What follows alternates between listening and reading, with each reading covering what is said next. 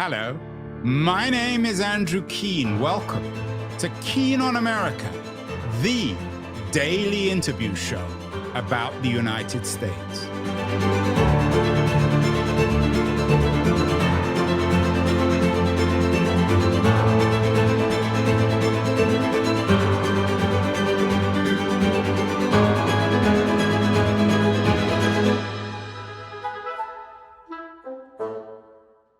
Hello, everybody. It is March the 19th, 2026, a Thursday.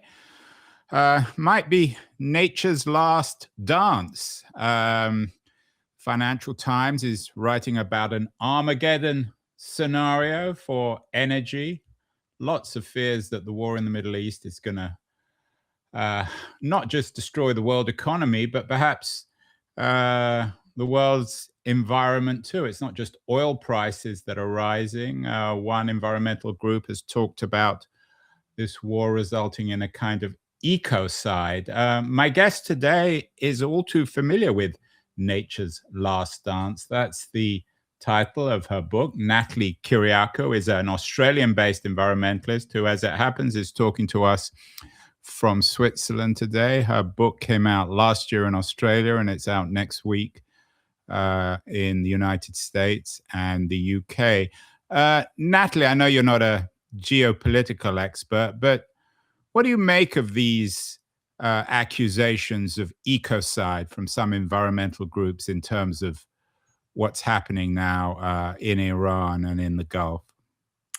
Look, the term ecocide doesn't poll well, I'll say that, but I don't disagree. It is the impact that war has on the environment and obviously on communities is catastrophic, quite simply. One of the things it's doing is drawing attention to the fact that countries don't count military emissions. So when we talk about, a country's stock of emissions and their tally of emissions and how they're reducing emissions, military is not included in that. And they are far and away the largest source of emissions. But not just that, the impacts on biodiversity is far-reaching. So you destroy nature, you destroy communities, and you destroy the long-term viability of communities. So war isn't just harming current generations, but generations to come. Yeah, Colin Powell famously said, you break it, you own it, you fix it. One wonders what Donald Trump's bill will be after this war. The environmental aspect, though, of the war seems almost secondary. And in a weird situation, Trump doesn't have a problem assassinating Iranian leaders, but he keeps on threatening the destruction of the oil fields. What do you make of this? Again, Natalie, I know you're not a geopolitical expert, and I don't really want to turn this into another critique of Donald Trump. There's too many of them on the internet. But this idea that somehow oil fields have more value than human life strikes me as not only odd, but weird in the sense that no one seems to be picking it up. Well, to be honest, it doesn't strike me as odd because this is the system that we have lived in for many, many years. All we would need to do is go to Nigeria, for example, which obviously has an abundance of oil, but one of the most impoverished countries on the planet. So the destruction of nature and the exploitation of communities and their natural resources has gone on for centuries. I would see this as more of an unmasking. So Donald Trump, in my view, is a symptom of a system, but this system has been existing particularly for vulnerable communities who are feeling it the most for centuries. Now, I'm not saying that all of the world leaders have been like Donald Trump, but Donald Trump is certainly more abrasive in it. But I wouldn't say that he represents a huge departure to the ways that we have historically treated the world's most vulnerable communities, or the way, or our relationship with oil. We have continued to show that we prioritize oil over lives.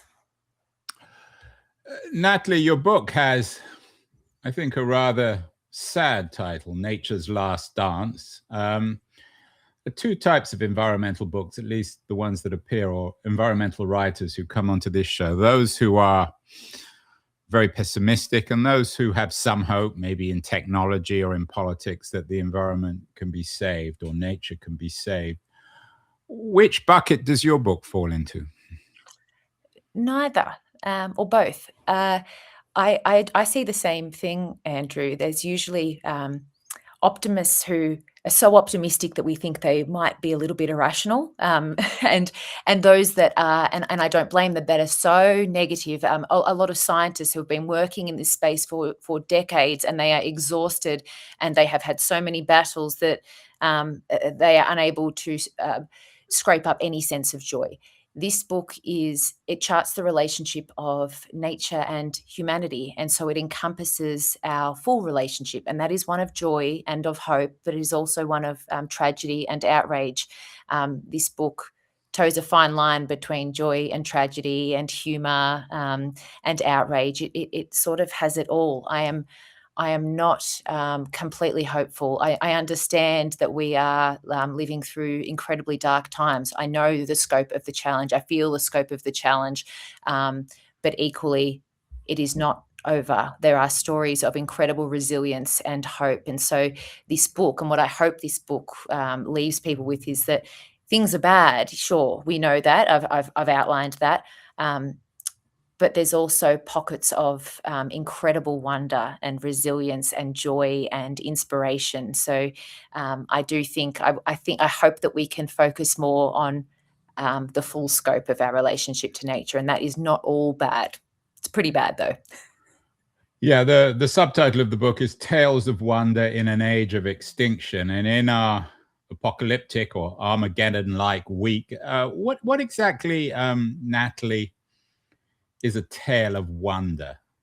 I mean, you've laid out your stall. We live in an age of extinction, so that's the dark side. The tales of wonder is the sunlight. Here comes the sun. Bill McKibben was actually on the show. He's more of an optimist. What exactly is a tale of wonder, and what's its value? Is it just a story, or is it something a bit more concrete? I think I mean, there's many of them. So I have tales of wonder that are that show how we can rebuild political systems, how we can start movements, how we could rethink entire economies. I have tales of wonder that just chart that show us how. I interviewed a 12-year-old girl who made a promise to an owl, and she's a forest defender, and she's teaching adults how to protect forests. There are tales of wonder for issues big and small. One of my personal favorites that I think is particularly inspiring because it shows the power of communities and people. And I'm of the opinion that we really need to focus on community and grassroots efforts right now. But this is the story of in the year 2000, when there was an oil spill off the coast of South Africa. It was endangering the largest colony of African penguins. And so there was about 90,000 penguins that were impacted by oil. The oil started clumping on their wings, rendering them useless, and they weren't going to survive. And what happened next was zoos and NGOs and politicians woke at all hours of the night, calling each other from different countries. You had the Australia, US, France, Germany, Netherlands, Japan, Korea, all of these countries mobilizing their teams from different countries all over the world, and traveling over to South Africa to help the South Africans rescue these oiled penguins. And then the next day, thousands and tens of thousands of volunteers from all over the world started traveling in. You had school kids riding their bikes in. You had people flying from overseas, Australians. We were knitting sweaters for oiled penguins. It was the largest volunteer workforce that was ever assembled, and was all to rescue little penguins. And it worked. It was effective. And so I use those stories, and this is just a little cute story, but it shows the power of people, and people can come together for a mission. There are certain things that we can come together for that overcome political and social divisions. One of them is the penguin. Yeah, I mean, it's a nice story, of course, Natalie. I'm sure someone will make it into a YouTube video or a Disney video, but all these people coming together to save the oiled penguins. But did it actually result in government action? I mean, as I said, we're talking in the midst of another oil war where much of the Middle East is literally being destroyed. God knows what's happened to its nature, if there's anything left. Did this public initiative on behalf of oiled penguins, did it result in any structural change, any political shifts? Well, I mean, not regarding oil, no, but it does regard. I mean, but these sort of efforts, they do create community shifts. So there are shifts in the way in emergency. We're thinking about this as an emergency response. So there is learnings from that, so you can improve in future. It's better networks. It's NGOs showing that they can work together. And so while no, I wouldn't say this is something that just stopped oil, didn't put a stop to fossil fuels, but among NGOs and community members, it strengthened connections and ability to respond to future emergencies. And I don't think that should be discounted. Of course, it sounds small in the scale of looking at war and and war over oil. Yes, but this is an example of a small story of hope and wonder. But equally, there are stories of greater magnitude, I think, as well.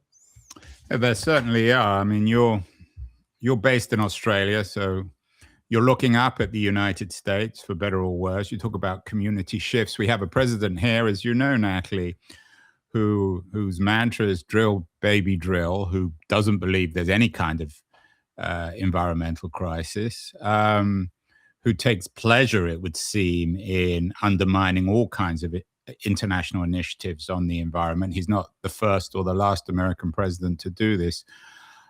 In Nature's Last Dance, is America dancing? Is it the bandmaster, or is it already gone off to do something else? It's interesting because I finished my book and Donald Trump got elected. And then after he was elected, I had to write the epilogue, and my publisher said, write something what the future looks like. And that was incredibly difficult when Donald Trump had just been elected. I do think, again, it's what I mentioned before. I think this is a great revealing. It is exposing to us a broken system, that Trump is a symptom of a broken system. The US, I mean, and if we talk about, say, how famously Trump is pulling out of these environmental institutions. So the US, but this is a little bit of a theme with the US, and this is why I call this, I guess, a revealing of a broken system. The US negotiated Kyoto and then didn't join it. They designed Paris Agreement, and then they designed it largely around their own preferences. Then they withdrew the first time under Trump. Withdrew from the Paris Agreement, which is our global climate agreement, and then rejoined under Biden, and then have withdrawn again. So there's been every reason for other countries to stop taking US climate leadership seriously well before now in terms of diplomacy. So perhaps a more honest framing is that Trump's revealing the decay that has already set in, that a lot of these institutions and this way that we have approached environmentalism has shown US-centric leadership, a lot of voluntary commitments without teeth, climate finance that doesn't actually benefit the world's most vulnerable nations, and a heavy reliance on US goodwill, which isn't really US goodwill. It's actually the US usually funding institutions out of self-interest. So I obviously see Trump as a really big threat. The things that he has set in motion are catastrophic, but I also think that this was always going to happen. Maybe we've expedited it, but we have been relying on a broken system for a very long time now. And is one feature, Natalie, of this broken system the way in which international organizations, the traditional organizations that were set up after the Second World War, simply are irrelevant, don't work anymore? You're involved with UNESCO, your UNESCO Green Citizens Pathfinder. You believe that UNESCO might have a role, but aren't organizations like UNESCO increasingly marginal, if not irrelevant, in this great power? Well, it's not just Trump, it's China and Russia, although, of course, the Chinese seem a little bit more sympathetic, and you're in Australia, so you're all too familiar with both the good and the bad in China's international policies. Yeah, look, so It's difficult. There is a role for the United Nations, but I think that they have gone beyond their scope. And I say this from the position of I have a huge amount of respect for many of the people that work at the United Nations, um, and I fear that there is going to be a complete dismantling of the United Nations, and that is not what I want. And so, my opinion on this is to try to revive the United Nations, perhaps in a new form. I think the current United Nations and its many iterations exists is not quite fit for purpose, and I think they have tried to tackle too many things, and the result of which has been, particularly with the environment, has been that on paper, we have world leaders and countries that rally around a shared vision, whether it's protect biodiversity, reduce global emissions, reduce plastics, whatever it might be. We have all of these conventions, and then we have world leaders come together. They shake hands, make commitments, they set a bunch of targets, and then they go home, and then they fail to meet those targets. And that happens year after year, where we are just not getting action. So I guess the countries that form agreements within the United Nations, they're really, really, really good at setting targets and talking, and less good at delivering on them. And then the UN has been stretched thin, where they have just tried to accomplish too much. So there have been success stories like the Montreal Protocol, for example, which came to be known around the regulation to stop the hole in the ozone layer. That was a success story, but I think we have gone the UN has gotten so many priorities and stretched so thin across so many areas, and has become so bureaucratic that there are very real challenges. And one of the problems is that nobody that supports the UN wants to criticize the UN, because they think that that's akin to asking for it to be eradicated. But I think we need to have really frank conversations about the limits to the United Nations and the limits to these institutions, and how we can better them. You've written or said that we need to make nature's well-being impossible to ignore. But isn't it already impossible to ignore? You only have to open your newspaper, turn on your television, go online, or go outside. Isn't it increasingly self-evident? You would think. I do think that what the headlines show is constant doom. We are just. I think what we're seeing is environmentalists yelling at each other that climate change is bad. And I think what we need is to actually make the case more specifically to different groups of people. So in terms of, we don't have to always frame it as a negative. Nature is the source of human ingenuity and human health and well-being. So can we frame it in ways that elucidate the health benefits of nature? And I know it might sound common sense, but truly it's not for a lot of people. When I tell people that modern chemotherapy treatments were based off the Madagascan periwinkle, a little flower from Madagascar, that we would not have treatment for Hodgkin's lymphoma, childhood Hodgkin's lymphoma, without a tiny little flower from the red soils of Madagascar. Can we talk about how 80% of our pharmaceuticals are based off model on nature? So it's if I talk to my grandmother, who grew up in a tiny village in Cyprus, if I talk to her about climate change, she doesn't care. If I talk to her about how the environment is impacting wine and olive oil, she cares. And so it's finding different ways to communicate these issues, because we cannot just keep yelling at each other about environmental disaster. I think we need to incorporate more empathetic communicating and more storytelling. Yeah, we need to tell good stories. One person who's very good at that is the American environmentalist Bill McKibben. I'm sure you're familiar with his work. He was on the show a few months ago with a rather optimistic message on the role of solar. We've also done shows on nuclear. What's your take, Natalie? And what do you argue in Nature's Last Dance about new technologies like solar and nuclear in terms of addressing what some people see as our ecocidal moment? I have a few thoughts. So in us, we have a very different conversation happening in Australia. We've had a nuclear debate going on for 70 years. I don't think nuclear is appropriate for Australia. I understand that it is for some countries. Australia is the sunniest and windiest inhabited continent on the planet. Renewables like solar and wind are great for us. Nuclear, not so much. I can understand why in European countries. I think that this might be slightly unpopular. Of course, I am fully supportive of renewable energy and renewable technologies. We need to move forward with them. The risk is that as environmentalists, we are so passionate about ensuring these get through that I think we are endorsing the cutting of corners. And I'm not seeing enough of a focus on biodiversity and nature protection when we talk about the expansion of renewables. And it's really difficult to have a nuanced conversation about that, because at the same time we have certain far-right groups spreading myths and rumours about renewable energies killing mass amounts of whales and birds, which is misinformation. And so it's I obviously I support these technologies, but I would say there is no silver bullet when it comes to the environment. We need to be ensuring that we are focusing on protection of biodiversity, and unfortunately biodiversity and nature are falling second to climate and carbon. And we need to be able to have nuanced conversations, especially in the environmental sector, and learning from our mistakes. Natalie, what wisdom do you bring from Australia on this? As I said, you're talking to us from Switzerland, but you are based in Australia.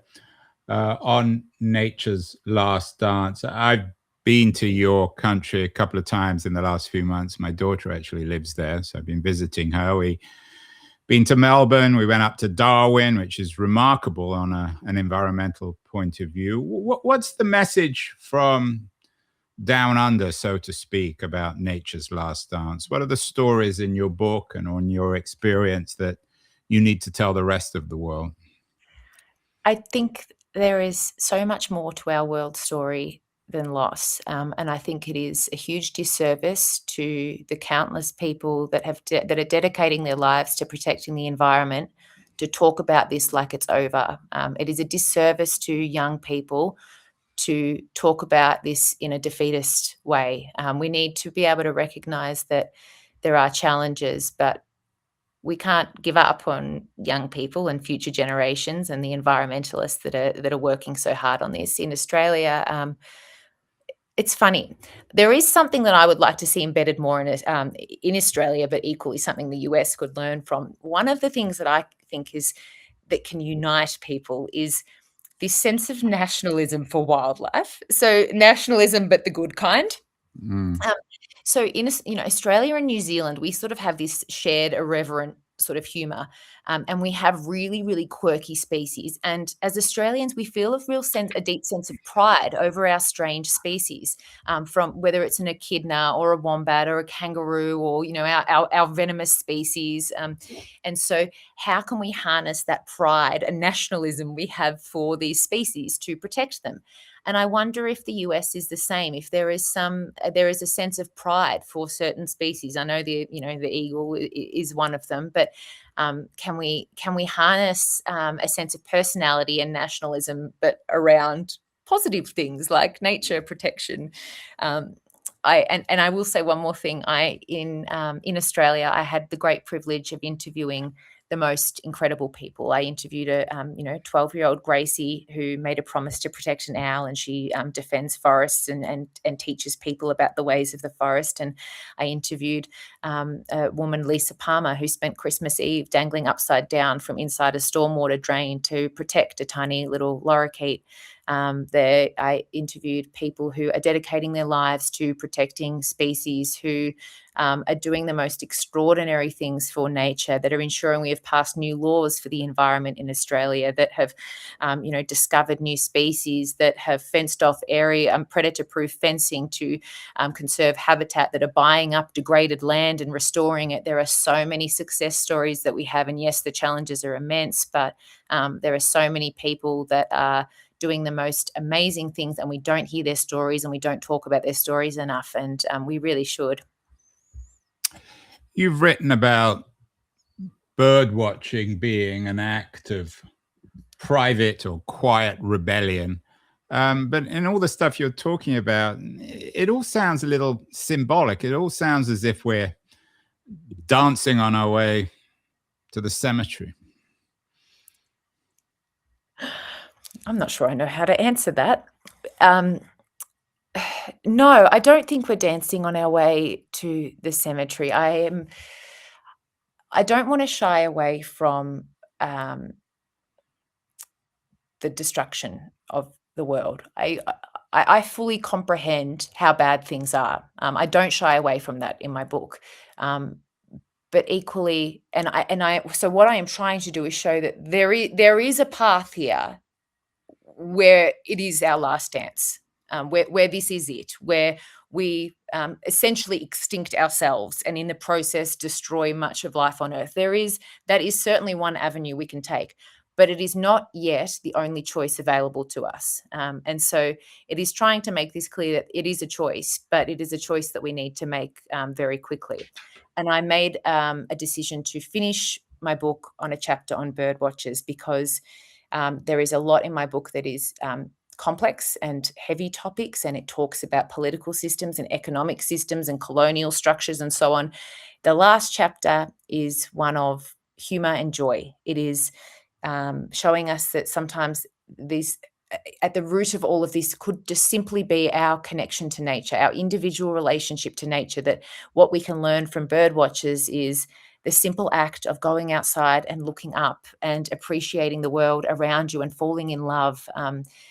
Because once people fall in love with nature, they fight to protect it. And we see it happen with, say, surfers.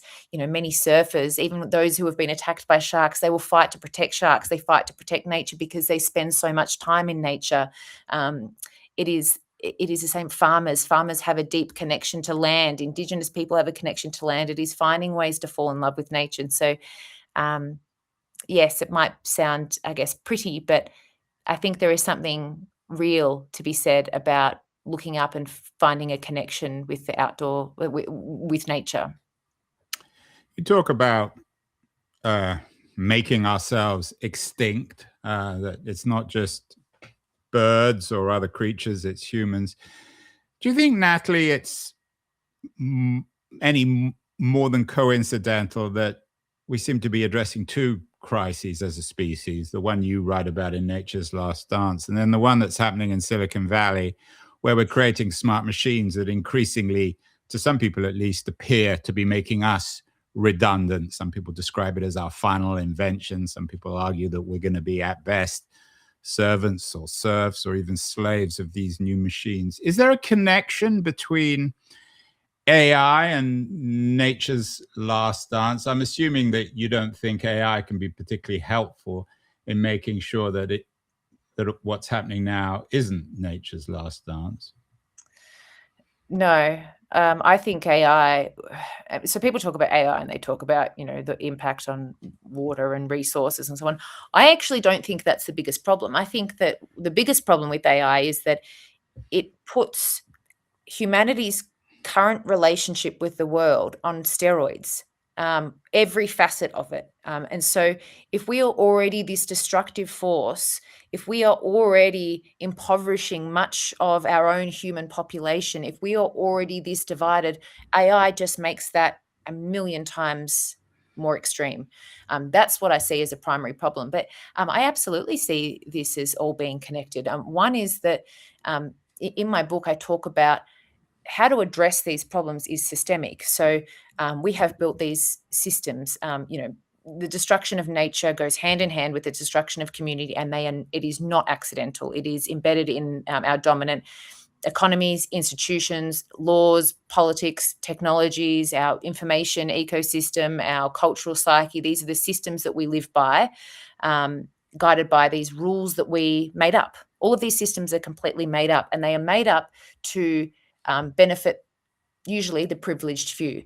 And so I think we are seeing this play out. These dominant systems that prioritize endless production and extraction and consumption, and we have the leaders sitting at the helm, which are, as you know, in Silicon Valley. And so I see these as deeply connected, and I don't think that we can just restore pockets of nature and do a little bit of community volunteering. I think that we need an upheaval of the underlying systems, because the same underlying system that destroys nature is the same underlying system that destroys communities, and that is the same underlying system that is seeing these, tech billionaires essentially try to wipe out humanity and nature at the same time. This is the same system. It is a systems failure. So we need more than PR campaigns for oiled penguins. Are there leaders around in Australia or elsewhere, Natalie, who you think are beginning to address this? This big all systemic crises are big. This systemic crisis connecting technology and greed, and of course our environmental crisis. I have to say, Andrew, our leaders in Australia are very uninspiring. We have a couple of, like, for example, David Pocock in Australia. He's really worth following. He's incredible. But on a country level, we had Costa Rica, from basically 1948 until 2020, undertaking this really revolutionary environmental, I guess, pioneering work. More recently, they've turned a little bit to the right. So Costa Rica is one example, but not really. We had, Bhutan experimented with gross national happiness. There's pockets of different economies experimenting. We have the rights of nature movement. So Ecuador became the first country in the world to embed the rights of nature into their constitution. And so you see, I don't think we're going to just get one country that we can say, look, this is the pillar of everything that is good in the world. But I think we can draw on examples from all over the world. There's the Norwegian Wealth Fund. We can draw on Scandinavian countries for certain models. So I think it's taking little bits from everywhere. But it is worth noting that there is no country in the world right now that is on track to meet its climate targets or nature targets. Not one in the world. Nobody is on track. Potentially Iceland, but that's it. I'm not sure that's going to do much good. Your nonprofit is called My Green World. So what do you make then, Natalie, of the Green parties? There's a rise in the popularity of the Green Party in the UK, although it doesn't strike me as being very green. Greens in Europe have always played a role. Do you have any faith? Do you have a Green Party in Australia? We do have a Green Party in Australia. They didn't do so well in the last election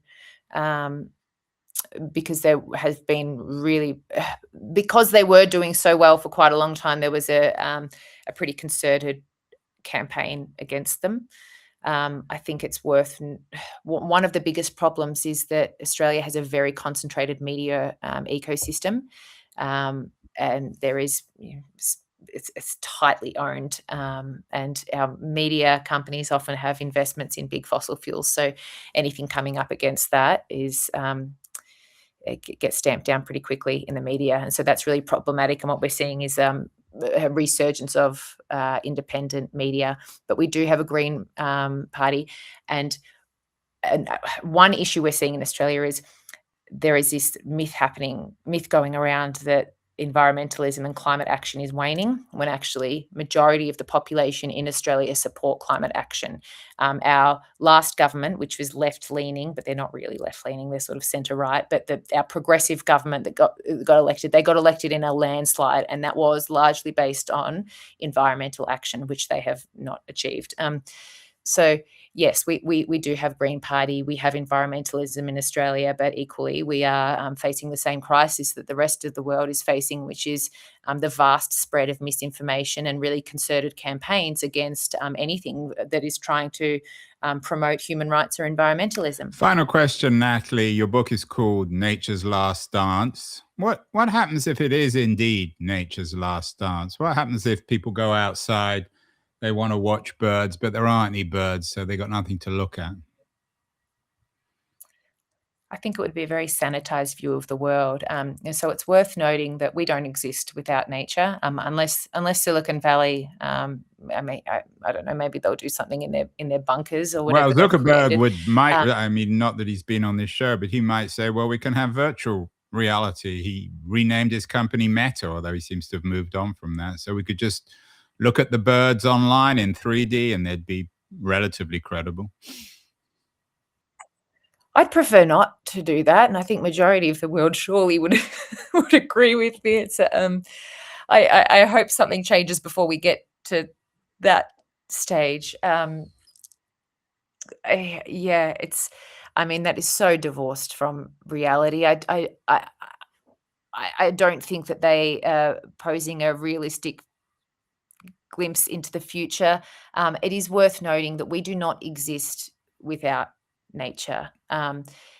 We need it to breathe, and so nature will exist and continue on in one way or another in future. Um, so I don't.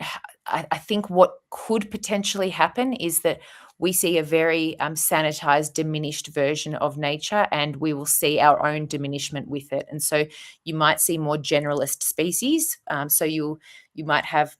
So we have, in Australia, for example, we have species that we take for granted that are everywhere. And so the ibis, which we call the bin chicken, it's a bird that has adapted to to urban environments, and you see them everywhere. So you might have more pigeons, you have more rats, you have species that can adapt to multiple environments, but we lose our diversity of species. So we could see something like that. And I think the world will be in grayscale. And I think that's an incredibly sad thing. And I hope we don't get to that. And I don't share the vision for the future that Silicon Valley have. Well, there you have it. Nature's Last Dance. Lots of pigeons, lots of rats, not many birds. Very chilling vision from Natalie Kyriacou, author, Nature's Last Dance. Thank you so much, Natalie. Thank you for having me. Hi, this is Andrew again. Thank you so much for listening or watching the show. If you enjoyed it, please subscribe. We're on Substack, YouTube, Apple, Spotify, all the platforms. And I'd be very curious as to your comments as well on what you think of the show, how it can be improved, and the kinds of guests that you would enjoy hearing or listening to in future. Thank you again.